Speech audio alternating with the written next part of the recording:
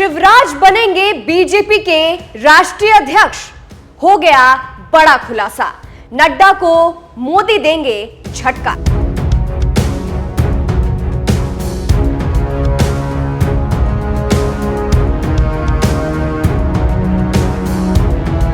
नमस्कार, मैं हूं आपके साथ सृष्टि श्रीवास्तव। मध्य प्रदेश के पूर्व मुख्यमंत्री शिवराज सिंह चौहान को लेकर लगातार कयास लगाए जा रहे हैं।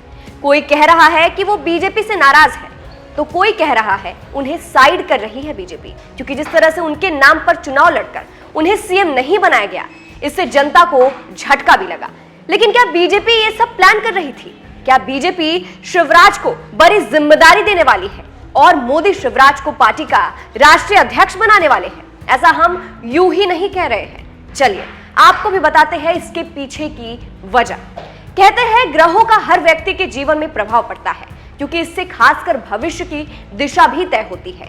और इन सब बातों को अच्छे से जानने वालों को ज्योतिषी कहते हैं। और एक ऐसे ही ज्योतिषी जी ने बड़ी भविष्यवाणी कर दी है। ज्योतिष पंडित मुकेश शास्त्री, इनकी चर्चा आजकल खूब है, और वो इसलिए भी क्योंकि कुछ मीडिया रिपोर्ट्स में यह कहा गया है कि इन्होंने उज्जैन में यह भविष्यवाणी की थी कि मोहन यादव प्रदेश के मुख्यमंत्री बनेंगे। लेकिन उस वक्त किसी ने इस पर ध्यान नहीं दिया। लेकिन अब जब इनकी भविष्यवाणी सच साबित हुई है, तो इनकी बातों पर ध्यान दिया जा रहा है।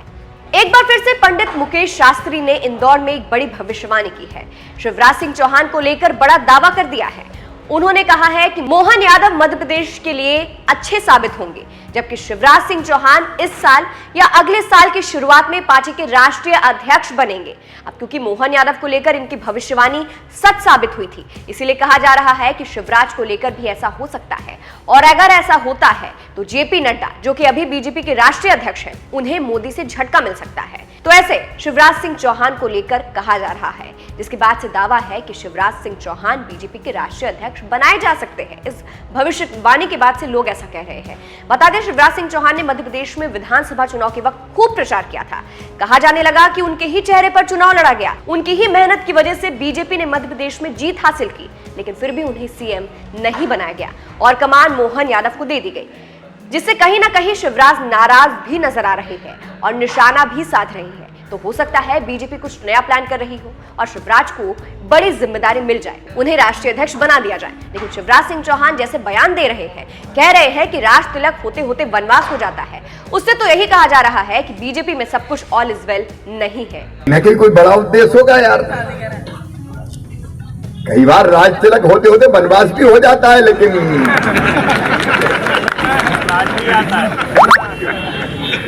वो किसी न किसी उद्देश्य की पूर्ति। कांग्रेस भी शिवराज की हमदर्द बन रही है और शिवराज के मुद्दे को भुना रही है। प्रदेश कांग्रेस अध्यक्ष जीतू पटवारी शिवराज सिंह चौहान को लेकर बीजेपी पर निशाना साध रहे हैं और कह रहे हैं कि चेहरा बताया गया किसी और का और शादी किसी और से कर दी गई। कि जो चुनाव हुए, चेहरा बताया गया किसी और का और शादी कर दी किसी और से। शिवराज जी लाडली बहना को लेकर पूरे प्रदेश में चिल्लाते रहे, आप मेरी बहन हो, मैं अभी मेरे पास पैसे कम है, 1100 रुपए 1000 रुपए दूंगा। लाडली बहना, मैं मेरे जीवन में कुछ कर जाऊं, अगर मेरी बहन भांजी के लिए कुछ कर दूं। लगभग 1000 करोड़ रुपए के बड़े बड़े पांडाल लगाकर बहनों को इकट्ठा सरकारी कर करके ये बातें कहते रहे और घर में उनके दिलों में घर कर दी ये बात कि शिवराज भैया 3000 रुपए चुनाव बाद देगा।